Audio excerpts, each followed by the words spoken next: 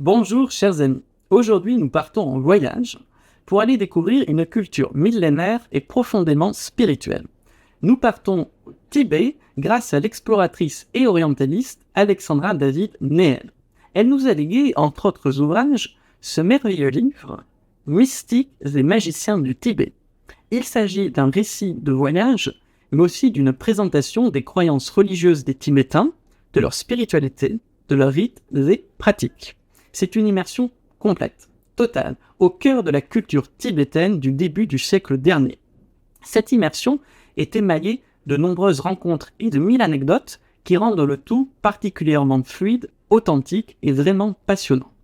Grâce à ces nombreux échanges avec le clergé lamaïste, Alexandra David Néel nous fait découvrir nombre de doctrines traditionnelles concernant l'âme, la réincarnation, les formes pensées, les esprits, la maîtrise de l'ego, la méditation ou encore les retraites spirituelles.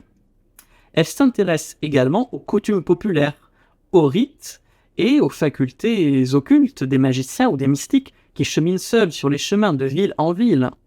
Outre nombre de rites gravitant autour de la mort, elle nous fait découvrir, par exemple, cette faculté de réchauffement interne du corps qui permet à ses pratiquants, par des exercices spirituels, de se balader par un froid extrême, fort peu vêtu.